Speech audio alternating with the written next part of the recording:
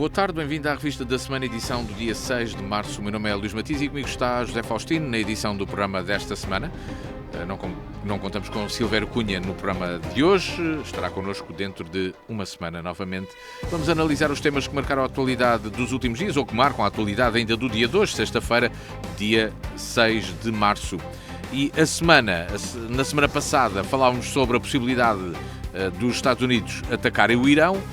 E o que aconteceu foi isso mesmo. Os Estados Unidos e Israel bombardearam o Irão e isso continua. O Irão repostou para diversos países da região.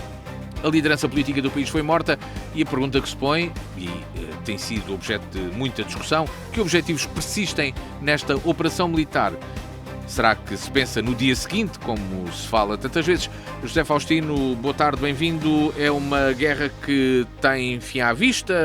Aliás, uma das hipóteses foi colocada até por vós aqui no programa da semana passada, que era os Estados Unidos, a partir de um determinado momento, considerarem que havia uma vitória e retiravam-se, deixando o Irão como estivesse. Será que vai ser essa mesma solução ou há uma solução política pensada para o país? Boa tarde. Bom, isto é um problema muito complicado e dá pano para mangas e é pena hoje o professor Silvério Cunha não estar cá, porque dava aqui um contributo extraordinário e que eu não sei se estarei à altura de analisar todas estas coisas. Porque isto tem muitas variáveis, não é? Como nós aqui antecipámos, isto podia acontecer, podia não acontecer, ou podia acontecer de uma forma ou acontecer de outra. Agora, a origem, porque é que isto se dá? Bom, já falámos sobre isso, mas convém aqui resumir, porque há quem pergunte, mas o que pretendem os Estados Unidos com o Israel nesta ofensiva militar? Qual é o objetivo? O que é que Trump vê nisto? Bom, eu penso que, e aquilo que os dados nos dizem, é que Donald Trump, e eu acho que é importante reforçar aqui este ponto, porque há uma grande preocupação em estudar ou em perceber como é que a cabeça daquele homem funciona. Eu acho que já percebi, passa em modéstia, mas ele é um homem com 80 anos, não é? Perto de 80 anos, já tem quase 80 anos, não é? Anda à volta disso. É aquilo que eu chamo, sem maldade nenhuma, algumas pessoas concluído, eu também já não vou para novo, os super velhos. São uns indivíduos que felizmente para eles se sentem bem, de saúde, etc. E então pensam que são mais que os outros todos e que têm mais força, que ainda conseguem dar uma bigodaça, como eles dizem aos novos, etc, etc. Pois é um farsante. Quer dizer, o indivíduo vive numa ilusão, numa farsa, é o maior. Portanto, isso depois é adjetivado de muita forma, tem um ego muito grande, tem isto, tem aquilo, é um fanfarrão, etc, etc. Claro, é uma pessoa que não prima por uma grande cultura, por uma coisa com muita solidez, mas o objetivo dele principal é fazer bons negócios e há uns anos a esta parte meter na cabeça dele que havia de ser presidente dos Estados Unidos da América, a principal potência mundial.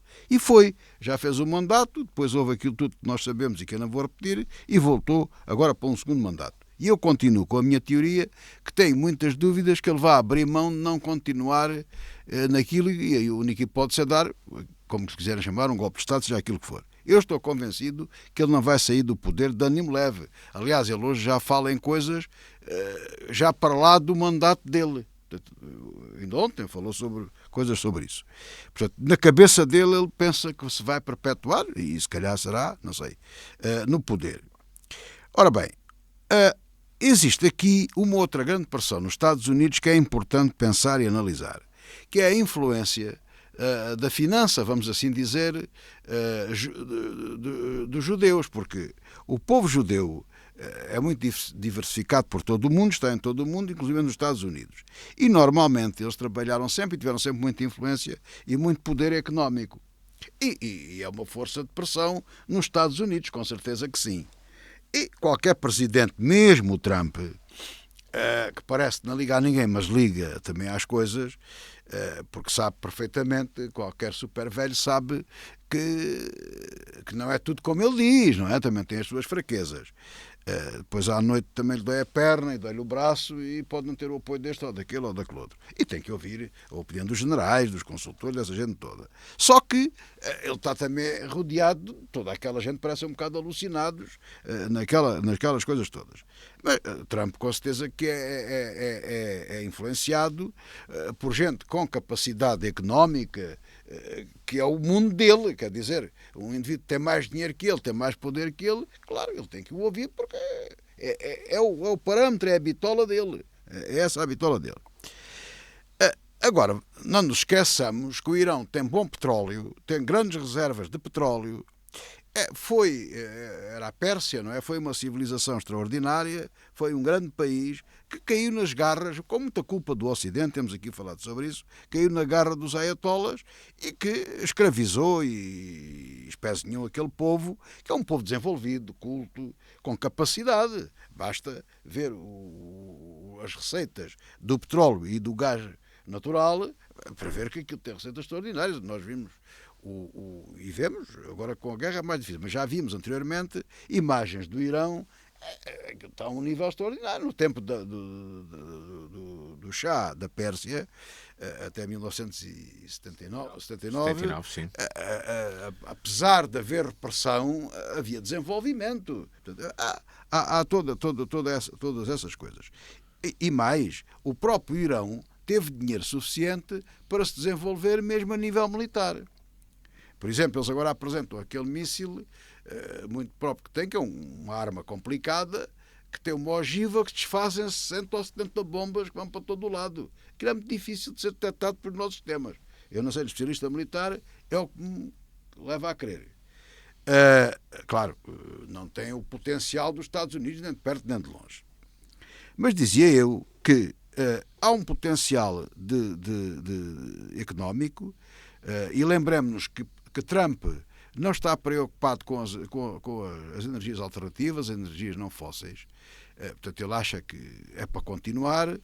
Eu não digo nem que sim nem que não, também não tenho uma opinião muito radical sobre isso. Mas tem petróleo, tem gás, tem tudo isso. E mais. E tem um controle estratégico, falaremos disso mais à frente, sobre o Estreito de Hormuz. Porque o Golfo Arábico, o Golfo Persa, aliás, o Golfo Pérsico, tem é ali uma bolsa de mar que ali se faz, que é o acesso ao mar de todos os grandes produtores de petróleo do Médio Oriente. A Arábia Saudita, os Emirados Unidos, o Kuwait, o Irão, etc. Estão todos ali à volta. Quis a natureza e a história, não é? Que aquilo faz ali um efeito esquisito, faz ali um gancho, que é o Estreito de Hormuz, que estrategicamente falando em linguagem militar, não é preciso pôr lá um portão a dizer assim, está bloqueado. Não, basta dizer que está bloqueado. Porque o Irão é bombardeado por Estados Unidos e por Israel e diz assim, bom, o Estreito de Hormuz a partir de agora está bloqueado. E basta eles dizerem isto para ele estar de facto bloqueado. E porquê é que isso acontece? Por uma razão simples. Porque quem transporta o petróleo, o gás natural e todos esses bens e outros mais que passam ali, aquilo é transportado por empresas de navegação, grandes empresas, e essas empresas, que têm grandes barcos, petroleiros, etc., que necessitam de transportar isso para determinados clientes, fazem um transporte, prestam um serviço e têm seguros da própria carga, como percebemos, no nosso automóvel, ali passa-se o mesmo. Ora, no momento em que o Irão, que não é propriamente uma pequena potência, está em guerra com os Estados Unidos e com Israel e diz, bom, nós bloqueamos o Estreito de Hormuz, está bloqueado. Porque já sabemos neste momento que a Marinha do Irão já foi. Agora restam as esperanças para eles. E já que falamos disso, José Faustino, que impacto é que isso tem na economia de Portugal, do resto do mundo e também no local? Porque há coisas que às vezes se calhar não nos lembramos tanto. O petróleo sai de lá, mas aquele também é uma região que importa 90% do que come. E portanto há ali, por exemplo, o Dubai, o Qatar, começam a ter problemas também de abastecimento alimentar. Que efeitos é que isto tem na prática, na vida de cada um de nós e não só, claro? Sim, eles têm-no, mas vamos aqui pensar de outra forma. O grande país ali naquela zona, do lado do Golfo Pérsico, é ali do lado, vamos dizer, do lado esquerdo, olhando aqui da parte mais sul, fica a Arábia Saudita, não é? Portanto, a Arábia Saudita é enorme. E os alimentos não se passa o mesmo com petróleo. Os alimentos e essas questões, os abastecimentos podem vir por terra, podem vir por outros lados, não é? Não é totalmente impossível, não passa tudo por Estreito de Hormuz, isso não podem passar. Mas atravessar a Arábia Saudita será certamente bastante mais caro do que é mais caro, claro, um navio atracar com certo, e tudo fruta fresca, por exemplo. Tudo que venha, mesmo para o Irão, pode vir por outro lado, não é? Mas o ponto aqui é que cria de facto dificuldades, mas eu queria acabar os objetivos do... Perdi-me aqui um bocado, mas... íamos voltar aos objetivos. Os objetivos. Apenas levar aqui porque já estamos a falar do Estreito de Hormuz. Há aqui objetivos económicos e depois há aqui um problema. Porque o Trump quer fazer aquilo que os anti-americanos do Ocidente acusavam os Estados Unidos de ser o polícia do mundo, de impor a sua vontade, mas o que lhes interessava era o petróleo e o que lhes interessava era o negócio. Isto não era totalmente verdade. Tinha algum fundamento, mas não era a verdade total. E o que é que o Trump disse quando, aliás, se candidatou? Queria que a América fosse grande outra vez e que fosse a principal potência do mundo. O Trump, no fundo, o que ele quer dizer é que não, nós queremos ser os polícias e queremos mandar no mundo. Bom, temos que nos entender com os chineses e com os russos. Mas somos nós que mandamos, portanto, voltamos outra vez... Mandamos às ortigas do direito internacional, é a lei do mais forte, como o professor aqui diz muitas vezes, voltamos ao século XIX. E às influências das grandes potências perante as pequenas, etc, etc. Com um reduzir quase a zero da Europa, o que esse é um problema que lá iremos. Mas, portanto, há um objetivo aqui económico, de imposição de vontade dos Estados Unidos. E isso obriga ou não à mudança de regimes. É evidente que quando outros presidentes estiveram à frente dos Estados Unidos, tinham também objetivos de regime. Tempo houve em que se fomentaram ditaduras para atingir outros objetivos. Mas houve outros que defenderam, de facto, mudanças para regimes democráticos, porque esse era o objetivo.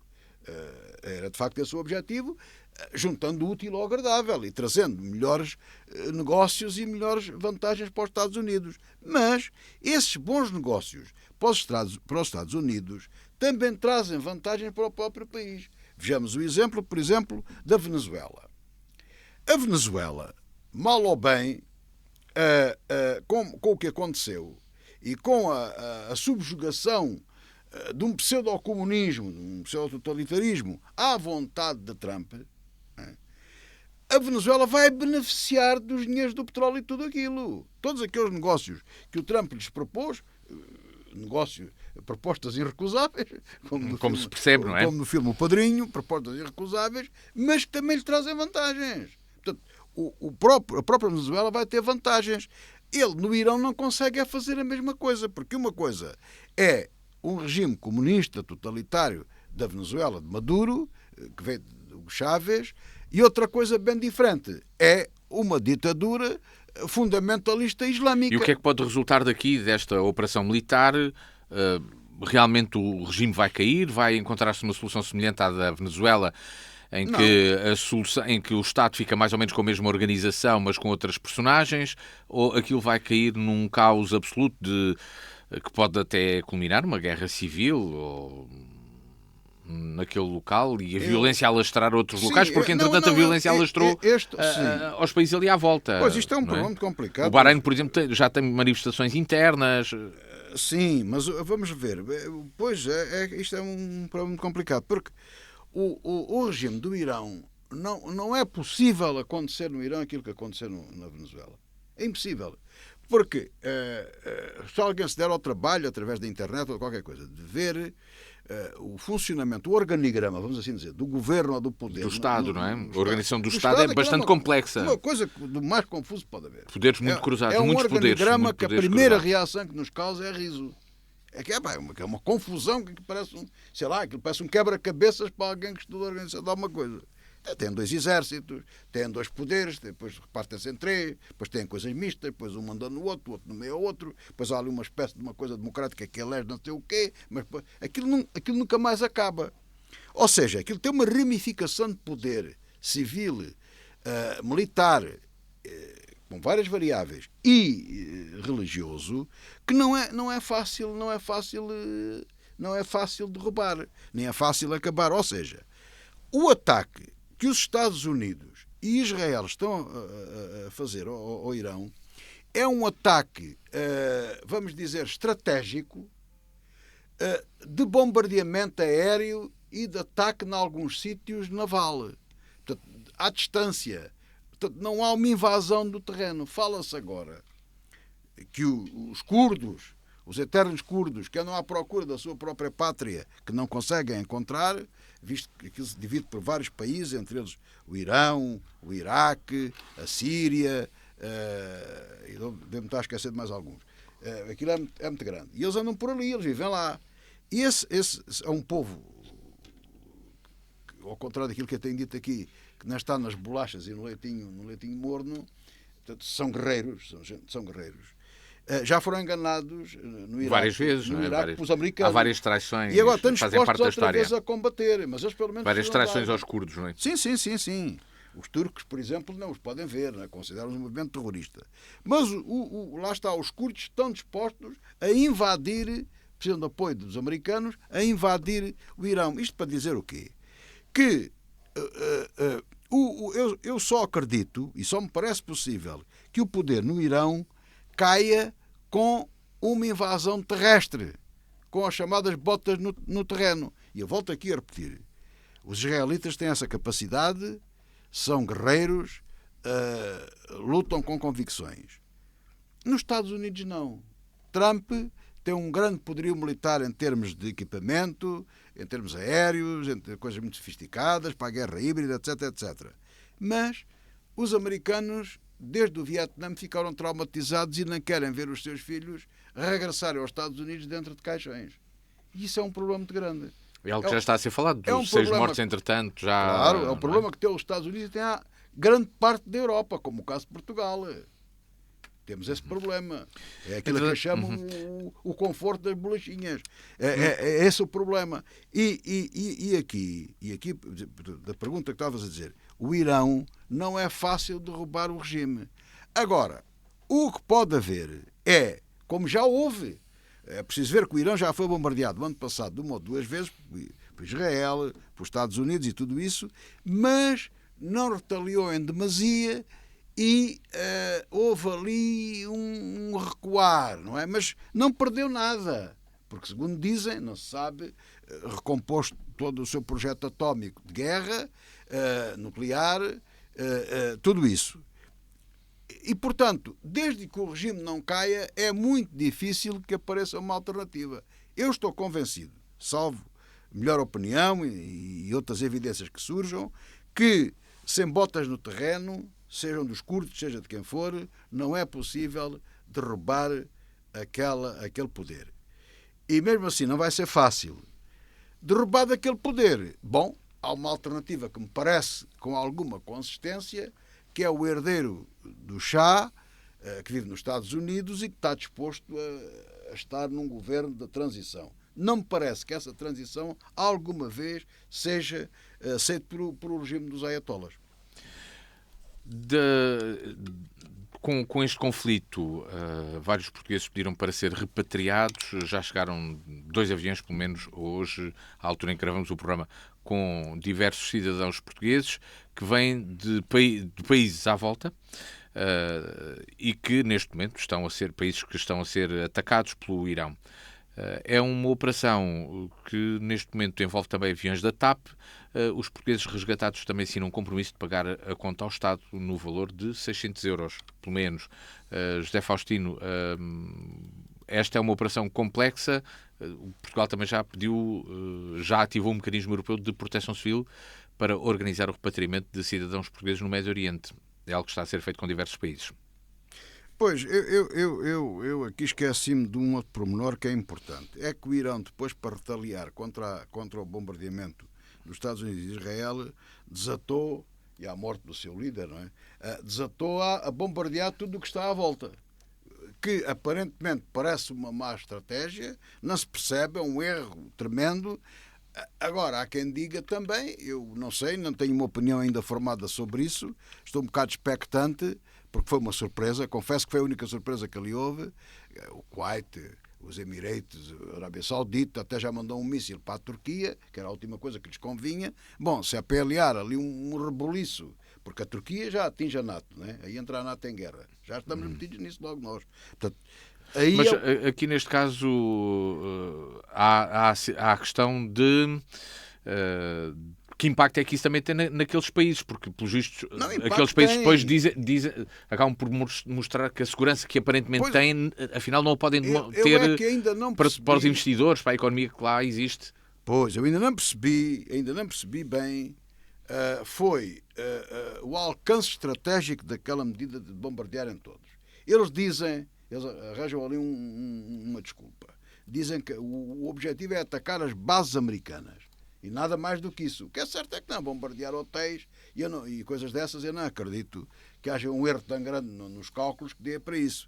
Eu penso que eles devem querer envolver toda a gente para criar ali um sururu grande, não é? Mas feitas todas as contas e todas as variáveis possíveis, eles não tiram vantagem disso. Agora, portanto, é um problema, uma incógnita que vai ficar para a próxima semana. Em relação aos aviões e ao resgate dos portugueses, eu aplaudi e parece-me completamente pertinente quando aquela flostilha portuguesas e outras, não sei o que é que foram financiadas pelo Irão e pelos proxies por causa da faixa de Gaza. E não vou discutir a validade boa ou má do que se passava em Gaza. Não está aqui na ordem de trabalhos. Só estou a dizer, quem vai fazer turismo político, religioso ou outro, ou turismo lúdico, vai por conta e risco. E quem marchou ao caminho do Médio Oriente numa altura destas, a ver uma concentração de tropas e de barcos e tudo aquilo no Mediterrâneo e lá embaixo, no mar das Arábias, ali para aquela zona toda, percebeu que estava iminente. Aliás, nós aqui com grande antecipação dissemos que estaria iminente um ataque ao Irão, como agora também aqui quero antecipar, não é para ganhar nenhuma medalha, que o próximo, se aquilo não correr mal, a Trump vai para Cuba, o próximo é Cuba. Fica aqui já agendada. Fecho parênteses. Mas portanto, houve esse problema todo e essa gente teve de pagar. Porque nós temos, e eu acho que, sendo eu por amplas liberdades democráticas, as pessoas podem fazer aquilo que quiserem, desde que não prejudiquem outros, mas quando elas próprias se põem em risco, têm que assinar uma declaração a dizer que estão avisados que não devem para ali ir. Mas se forem, vão por conta e risco deles e depois têm que pagar as despesas.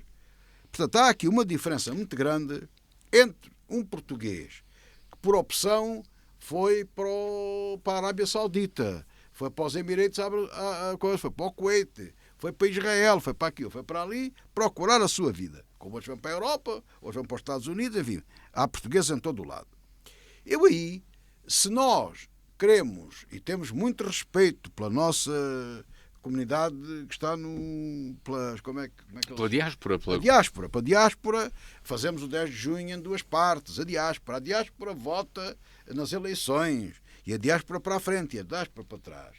Ora bem, quando há um problema com a diáspora, temos que ir buscar os nossos concidadãos para os trazer.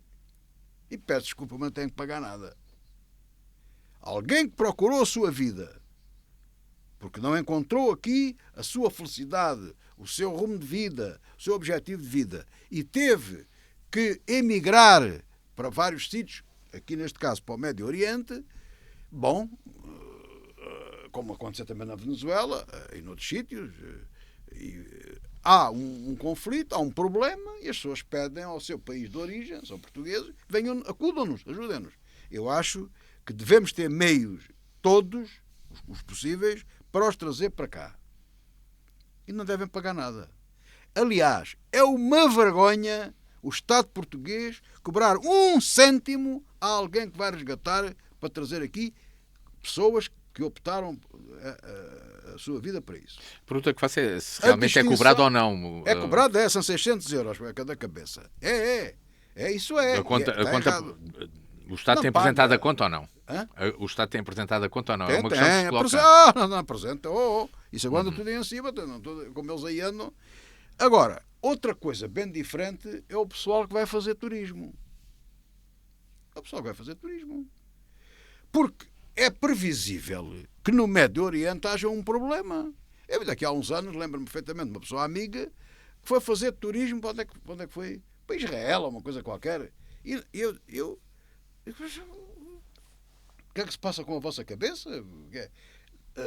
Foi uma coisa nova quando Israel começou a experimentar no turismo. Uma semana depois, no sítio onde essas pessoas amigas estiveram, houve um atentado. Morreram não sei quantas pessoas, quantos turistas. Eu não digo que as pessoas sejam proibidas para lá ir. Não, vão à sua vontade. Agora, se há problema, tem que pagar o resgate. Que diabo? Então quer dizer, eu agora vou-me aqui. Matias, vamos aqui nos armar em alpinistas. Vamos lá subir lá ao ponto não sei do quê e tal. Vocês não vão. Vocês podem ir, mas se lá caírem, estão por vossa conta e risco. Então sou eu que pago. Sou eu que sou responsável por ir buscar? Não. Portanto, há aqui que distinguir essas duas situações. Ou seja, até nem me parece mal que uma pessoa, quando vai fazer turismo, é diferente na Europa, uma coisa completamente imprevisível. Aí deve atuar o primeiro mecanismo que eu disse. Agora, em zonas de risco, que o próprio Estado até aconselha a não ir, não é? Quando vão, teimam em ir, não os podemos abandonar, isso não. Mas têm que pagar alguma coisa para perceberem a ver se mudam de vida. Agora, os que para lá foram, repito, isto é caricato, é uma vergonha. Eu acho que o Estado português deve emendar isto rapidamente. Não pode cobrar a uma família que foi viver para o Kuwait, fazer a sua vida, que está lá há 1 ano ou 2 a organizar a sua vida, que tem raízes em Portugal, que votam, elegem deputados, votam para o Presidente da República e tudo mais, e são confrontados com uma situação inesperada e têm que pagar para ser resgatados. Não. Isso não é próprio de um país a sério como eles Portugal. São resgatados, depois têm a conta para pagar. Tem a conta para pagar. 600 euros, não. Portugal deu autorização aos Estados Unidos para utilizar a base das Lajes nos Açores, mas apenas após a comunicação de uma intervenção militar e mediante condições específicas, disse o Ministro dos Negócios Estrangeiros. Em Espanha, a situação aparentemente foi diferente, as bases até estão a ser utilizadas, mas os aviões não estão a sair diretamente para o Irão, isto depois do Primeiro-Ministro Pedro Sánchez ter dito que não aprovava essa utilização. Hoje, durante a Cimeira Ibérica, o nosso Primeiro-Ministro disse que os Estados Unidos são um aliado incontornável, mas criticou as ameaças de Trump à Espanha, que disse que ia aumentar as tarifas e também fazer um bloqueio aos negócios com a Espanha. José Faustino, é legítimo utilizar a base das Lajes para esta circunstância, o que difere da posição de Portugal, da posição de Espanha, também estrategicamente? Não, a posição de Portugal é que Luís Montenegro ganhou as eleições, está lá em minoria, umas vezes tem os votos do PS, outra vez tem os votos do Chega, e não tem nenhuma aliança com nenhum partido que tivesse sido no passado financiado por Irão. Este é o ponto. E, portanto, Sánchez está no poder, apoiado por movimentos e partidos que foram apoiados por Irão, está a soltar gente da prisão que têm crimes nas mãos e que estavam condenados, e eu não estou a dizer que fiquem lá de prisão perpétua, mas o Sánchez aliou-se com tudo o que há de pior e de mais radical em Espanha. Aliás, um grande estadista espanhol, que foi Felipe González, do PSOE, disse, apesar da sua idade, que sente, cálculo, penso, aproxime de um cálculo do que o homem deve estar a sentir, diz que enquanto aquele homem, Sánchez, estiver à frente do PSOE, nem ele próprio vota no PSOE. Está tudo dito. Portanto, aquele homem agarra-se ao poder, seja como for. E a Europa permite a que uma série de gente faça, isso é um outro assunto que um dia falaremos, mas que faça este tipo de habilidades. Ou seja, Sánchez até se pode dar ao luxo de brincar com o Trump, jogando com a própria ignorância do outro. Porque ele diz, não há trocas comerciais com a Espanha. Acontece que as trocas comerciais com a Espanha passam pela União Europeia. Está tudo através da União Europeia. Portanto, não há acordos unilaterais. Não corta coisa nenhuma, não é? Portanto, é ignorante. E isso ainda dá mais e depois responde. Ele sabe perfeitamente que está protegido pela Europa. A Europa, a União Europeia, apesar de ter está muito fraca, e falamos disso já a seguir, mas ainda permite dar cobertura a indivíduos como o Sánchez e como o Orbán e outros mais, que deviam estar fora da Europa, não é o caso da Espanha, deviam estar fora da Europa, porque não fazem aqui falta nenhuma, só empecilham.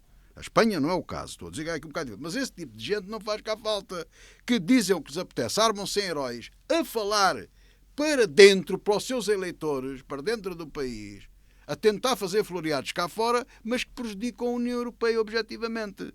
Porque a verdade é esta, e agora vamos à base das lajes. A verdade é que eu calculo que na terceira, a estas horas, os açorianos, os nossos conterrâneos, estão todos contentes, porque devem estar a faturar nos hotéis, nos restaurantes, porque os camones, como eles dizem, andam lá os pilotos todos dos aviões e aquilo tudo, que a base deles já está muito reduzida. E ficámos todos cheios de pena dela não ser como foi noutros tempos. Portanto, há um acordo em que os americanos, seja do Obama, seja do Trump, seja do Biden, que têm acesso à base. Isso é um facto indesmentível e que existe. Portanto, têm acesso à base. Mas mais, Portugal foi membro fundadora da NATO também.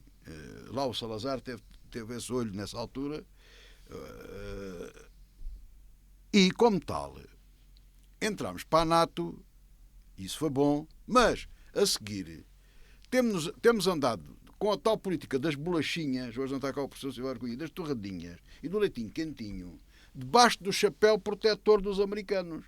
Só que os americanos agora são governados por um doido, a bem dizer, por um super velho, com um ego maluco, um excêntrico, quiserem chamar.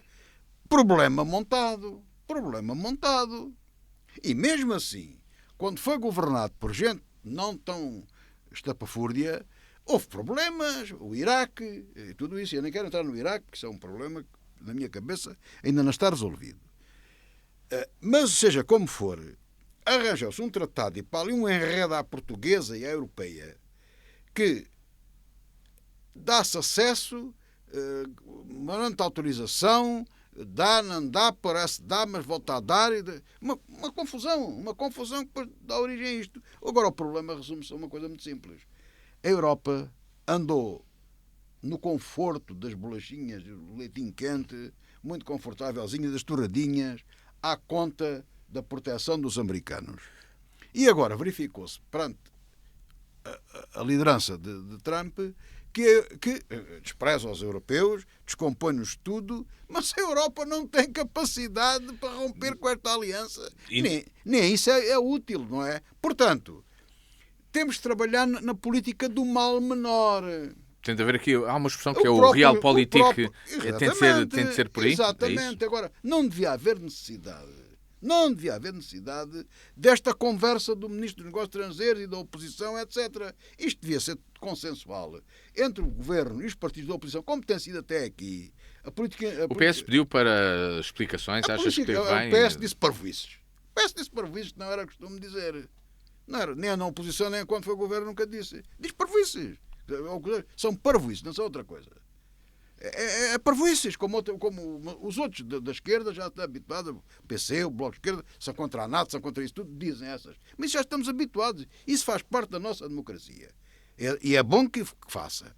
Agora, os partidos com vocação governativa, como é o caso do PS e do PSD, têm que estar de acordo com isto. O diabo até já o Chega está de acordo com isto. Mas tanta conversa porquê? Quer dizer, isto não faz sentido nenhum. Isto torna-se ridículo. Aliás, o herói Sánchez, que enfrentou o Trump, é bom que se diga, já arranjou uma conversa, já mandou uma fragata a caminho de Chipre.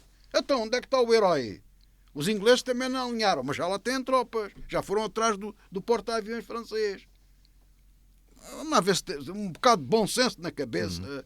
não fazia mal a ninguém. Quer dizer, o Sánchez tem que tratar do problema dele internamente em Espanha, ganhar as eleições com políticas internas, como deve ser. O mesmo se passa em Portugal e nos outros países. Não é valer-se das políticas da União, nem valer-se das políticas da NATO e das fraquezas que infelizmente temos, a União Europeia, e que o nosso país e eles todos também têm, para fazer disso e tirar trunfos. Grandes heróis. Querem fazer o quê? Querem enfrentar o Trump?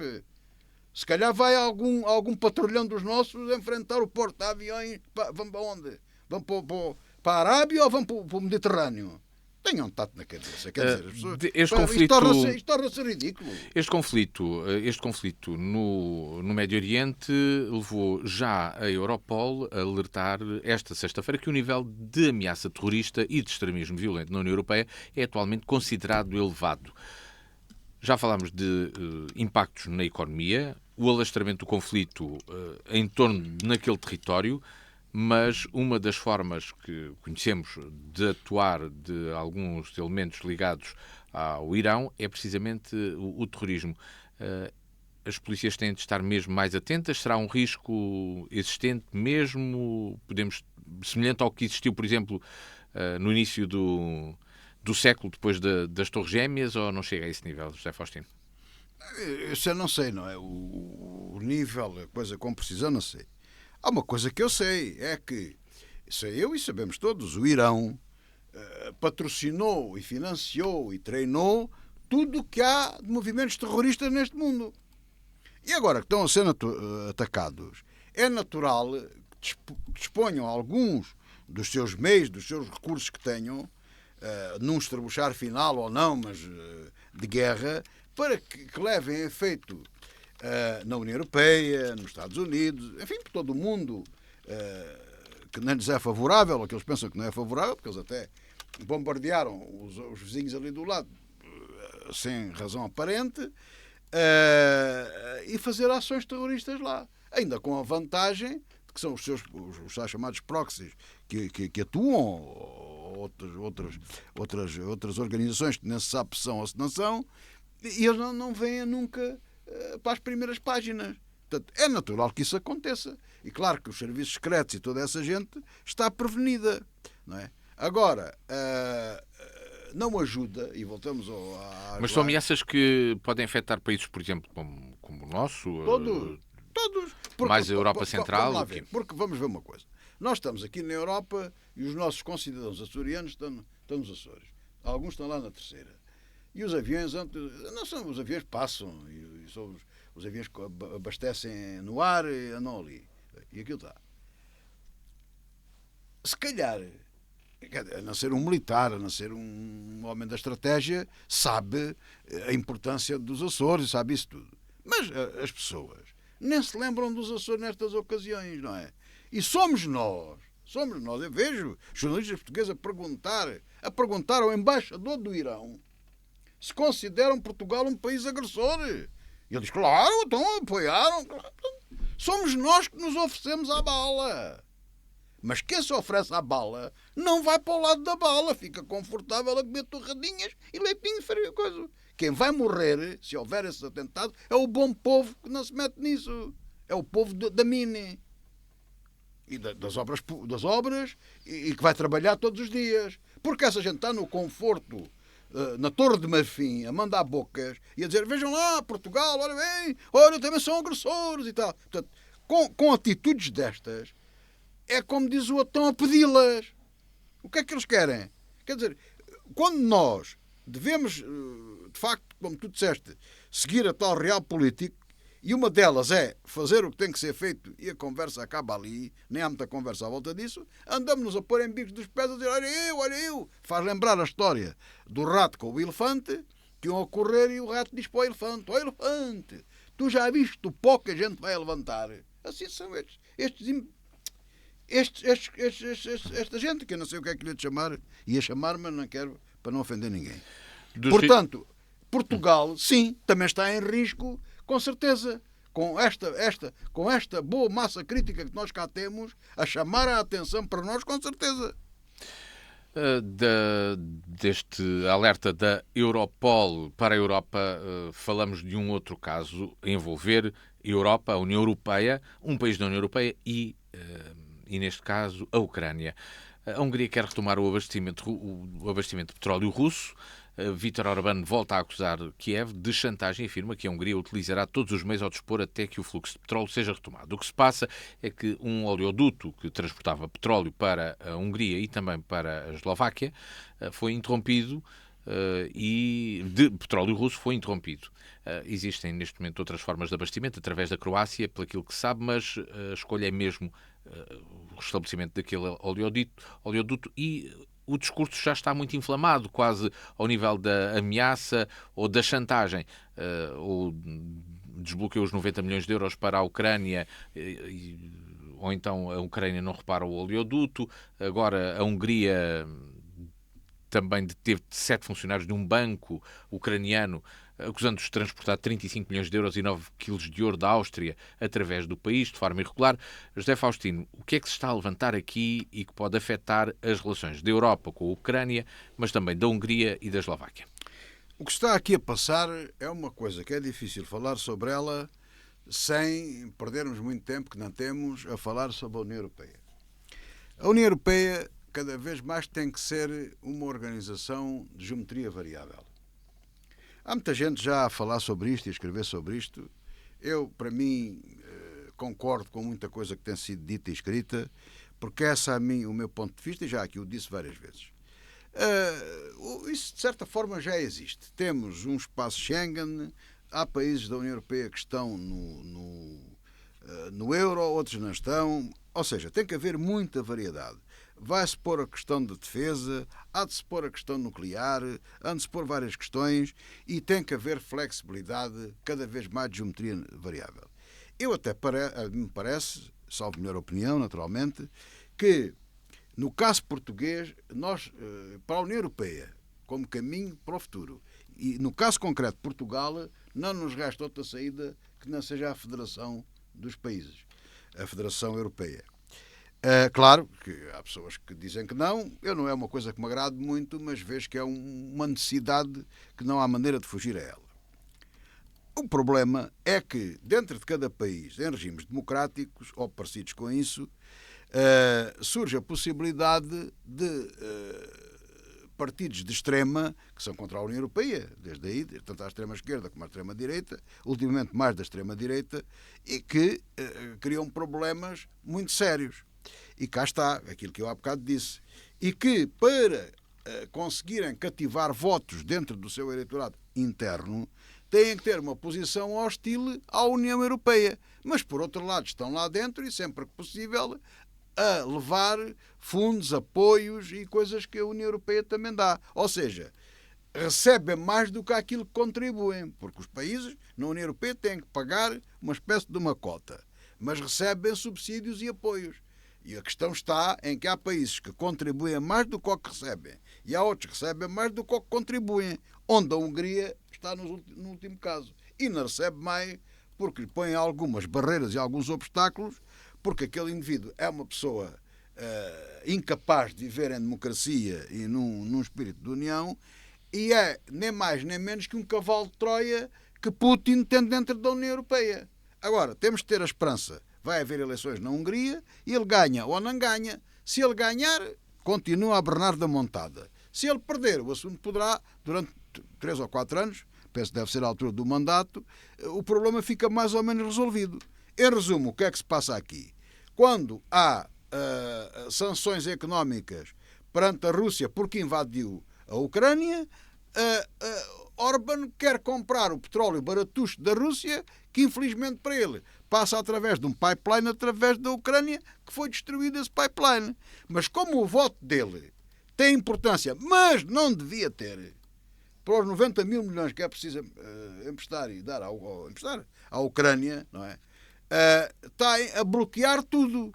E Zelensky veio dizer uma coisa muito simples. Por mim, não havia reparação nenhuma de pipeline nenhum. Mas, como nós estamos de alma e coração com a União Europeia e a União Europeia está connosco, a maioria da União Europeia diz-nos para nós repararmos o pipeline e eu reparo. É o papel, coitado, que Zelensky tem feito. Faz perante a União Europeia, faz perante este Orban, que eu não sei o que é de lhe chamar, e faz perante o Trump e os outros. Coitado, tem que fazer a política que lhe parece melhor para a sua causa, que é a defesa da Ucrânia, não é? Agora, este indivíduo, Orban, não devia estar na União Europeia. A União Europeia tem que ser, como eu disse no princípio, uma união de geometria variável que inclusivamente permita suspender determinados níveis de benefícios ou de responsabilidades pessoas que se revelam antidemocráticas ou mesmo a trabalhar contra o inimigo da União Europeia, que é o caso da Rússia de Putin. Sobre com o conflito que existe, que impacto é que isto terá na guerra da Ucrânia? Zelensky já disse que, por exemplo, já foram gastos mais mísseis Patriot a defender os países do Médio Oriente durante estes dias do que todos os que a Ucrânia recebeu. Por outro lado, também existe o pedido, aparentemente, o pedido de apoio à Ucrânia para a defesa de drones. Será que a Rússia vai tirar partido disto? Também com a venda de petróleo? Não? O que é que vai acontecer ali naquela zona? Ou o conflito vai manter-se mais ou menos como está na mesma? A Rússia, com estes assuntos, tira sempre vantagens, não é?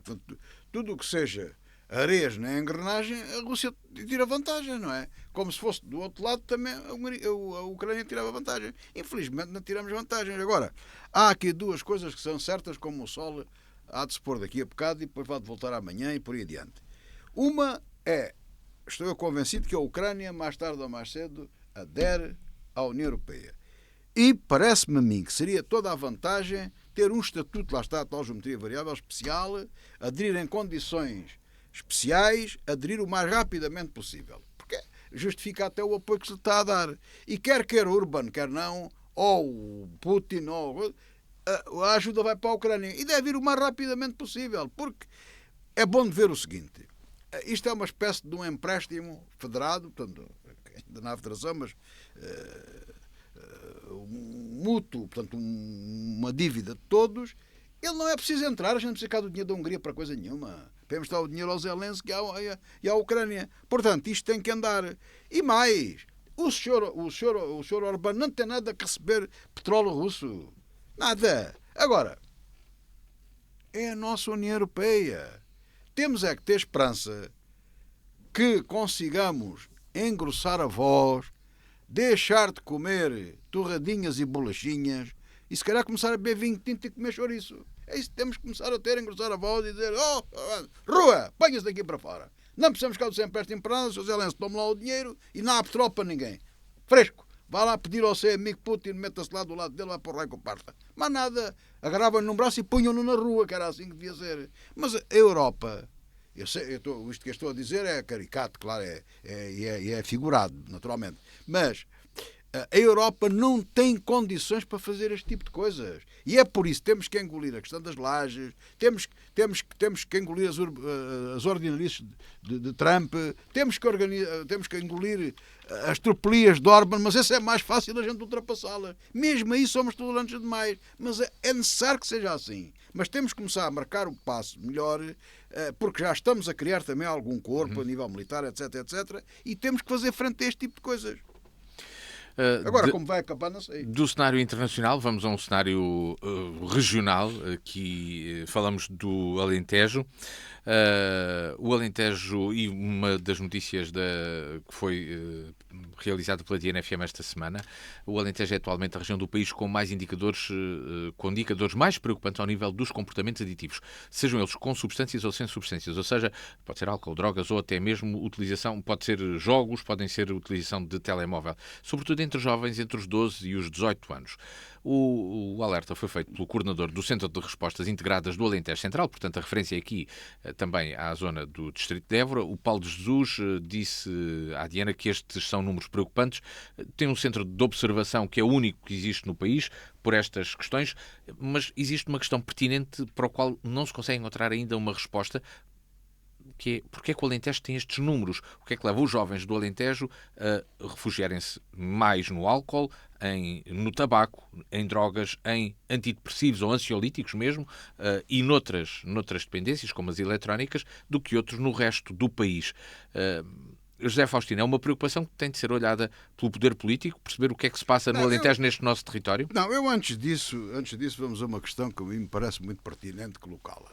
E anda tudo embalado, enfim, a gente nunca toma o melhor caminho, mas enfim. Do ponto de vista estatístico e da organização territorial, eu isso não tenho nada contra. Há as NUTS-1, que são unidades de estatísticas, o NUT-1 é o Portugal continental, o NUT-2 são as tais regiões que eles criaram, as comissões de coordenação, o tal Alentejo, não é? Que é composto pelo Alentejo, como é que é? Norte? Não, o Alentejo, Alto Alentejo, o Alentejo Central, que somos nós, e o Baixo Alentejo e o Alentejo Litoral. Já tiraram o concelho de Odmira a Beja. Dito de outra forma, isto é o distrito de Porto Alegre, Évora e Beja e mais 4 concelhos do distrito de Setúbal, incluindo Odmira no tal litoral. Ora bem, quando a unidade física de recolha de dados é tão larga como o Alentejo, dá este tipo de instrução. Dá este tipo de instrução, aparentemente, atenção, eu de forma nenhuma quero pôr em causa este estudo e a pessoa que aqui o apresenta, de forma absolutamente nem pensar nisso. Agora, o que eu digo, nem ponho em causa nada, mas já lá vou ao assunto principal. O que eu digo é uma coisa, do meu fraco conhecimento da sociologia, digo o seguinte, caindo de repente em Porto Alegre, ou Évora, ou Beja, ou em Sines, há ali diferenças. Aparentemente. Mas não quer dizer, salvo uma melhor opinião e um estudo mais rigoroso, que não sejam iguais. E então fará todo o sentido. Ou seja, eu acho que Portugal é um país pequeno, mas nós, quando trabalhamos em estatística ou em qualquer outro estudo, qualquer outra coisa que necessitamos de recolher dados, temos que adaptar, e foi o que eu disse, as unidades de recolha a maior ou menor dimensão, depende daquilo que pretendermos saber. E a mim parece-me que neste tipo de análises tem que se funcionar mais a um nível distrital, a este e a outros, e a nível concelhio ou municipal. Os municípios são muito importantes. E depois os distritos também. Claro que estas coisas de proximidade territorial e de proximidade entre as pessoas não é fácil, porque as periferias podem sair dos limites e das zonas que se criam artificialmente e que não pode ser de outra forma. E, portanto, aqui pode haver a criação de uma... Pode dar origem, né? Pode dar aqui origem a alguma distorção que eu não estou a dizer que haja. Agora, permitam-me que tenha uma dúvida construtiva, crítica, mas construtiva, positiva, no sentido de dizer que perguntar se há dados ou não que me façam a diferenciação do Alto Alentejo para o Baixo Alentejo, para o Alentejo Central, para o Alentejo Litoral. Porque eu acho que a unidade de recolha é muito, muito grande. E mais ainda, com a maior dificuldade ainda, dada a densidade populacional que o Alentejo tem, que numa primeira observação parece que leva a crer que é melhor agregar tudo em conjunto, mas depois já não é bem assim. Mas eu não sou sociólogo, digo eu. Agora, vamos partir do princípio que este estudo está completamente correto e isto se passa uniformemente em todo o Alentejo.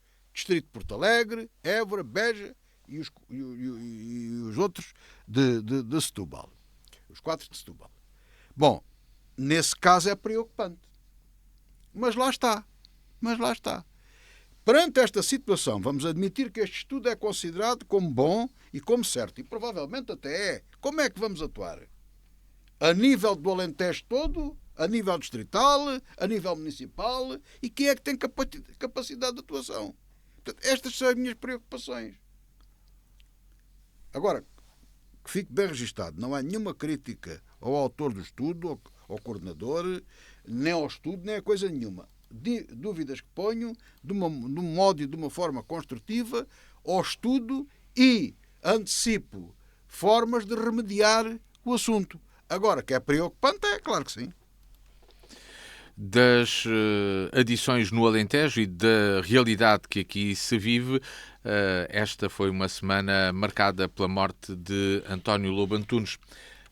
Aqui na TNFM, o presidente do Prémio Virgílio Ferreira, do júri do Prémio Virgílio Ferreira, também tradutor de António Lobo Antunes para a língua espanhola, curiosamente, e catedrático de literatura aqui na Universidade de Évora, classificou António Lobo Antunes como um dos maiores escritores portugueses contemporâneos. José Faustino, este é o escritor a quem faltou atribuir o Nobel? Bom, eu vou dizer uma coisa e peço desculpa aos nossos ouvintes. Eu tenho uma opinião sobre isso do Nobel que não vou aqui dizer. Por respeito a outros meus amigos e outros nossos ouvintes, e como eu respeito toda a gente, eu não vou dar a minha opinião sobre isso. Apenas digo, vou andar aqui, agora vou-me armar um bocado, é manhoso, peço desculpa, vou andar à volta do assunto e não vou dizer isso. Que é o seguinte: os Nobéis não são tanto quanto me é dado a observar, não são dados única e exclusivamente pelo trabalho e pela obra da pessoa, seja em que ramo for. Há aqui também os lobbies a trabalhar, as influências políticas, etc, etc. E no caso do Nobel da Literatura, o mesmo se passa, e mais não digo. Em relação a António Lobo Antunes, eu devo dizer que não sou leitor dele. Não sei se tem lá em casa algum livro, é possível que tenha, tem lá muitos livros, uns que li, outros que não li. Também tenho a mania de comprar livros, depois tenho mais olhos que barriga, compro mais do que aquilo que depois consigo ler. Mas daquilo que me é dado a observar e daquilo que acompanho, desde logo tem uma coisa interessante. Parece-me, e segundo dizem os críticos e quem sabe, que é mais lido fora do país do que cá. Agora, daquilo que lhe ouvi sempre dizer, embora seja uma pessoa com mau feitio, o que não me desagrada, devo dizer, até achava muita graça às coisas que ele dizia, graça no sentido positivo. Era um homem, aquilo que vi várias vezes, não o conheci pessoalmente, nunca o vi, nem vou ver, não é? Era uma pessoa muito introvertida, parecia-me a mim, debruçado sobre a sua escrita, sobre as coisas que fazia. E às vezes andava aborrecido às vezes com a vida, com certas coisas e tudo isso. Agora, o que é facto, e segundo dizem os entendidos e toda a gente que conhece a sua obra, deixou de facto uma obra extraordinária, que é uma coisa extraordinária por aquilo que ele deixou e extraordinária por aquilo que os portugueses nunca param de nos surpreender, pela capacidade que nós temos em várias ciências, em várias coisas, ter coisas a nível mundial, como é o caso deste escritor. E que, como é que é possível um país com esta capacidade, depois a outro nível, que nós estamos na miséria, estamos dentro do ranking dos mais desenvolvidos do mundo. Eu também entenda-se isso, eu não estou cá a dizer que somos um país subdesenvolvido, já fomos. Mas como é que nós não estamos um bocadinho mais à frente? E isso era, no fundo, se Portugal subisse nos rankings do desenvolvimento mais alguns pontos, só ver estamos ali entre 30 e 40, entre os 30 e 40, se fôssemos ali para os 20, um bocadinho mais para cima, uns pontos mais acima, era a melhor homenagem que nós podíamos, o maior tributo que nós podíamos prestar aos nossos autores, como foi o caso de António Lobo Antunes. Fica essa nota e esse comentário final na revista da semana deste dia 6 de março. Um dia em que também na cidade de Évora decidiu socorrer-se aos combustíveis, porque o preço é aumentar. Nós chegamos ao final do programa desta semana com o encontro marcado consigo, de hoje a 8 dias, aqui na DNFM e em dnfm.com. O programa está disponível no formato de podcast no YouTube Music. Subscreva e receba uma notificação sempre que existir uma nova edição. Boa tarde, bom fim de semana.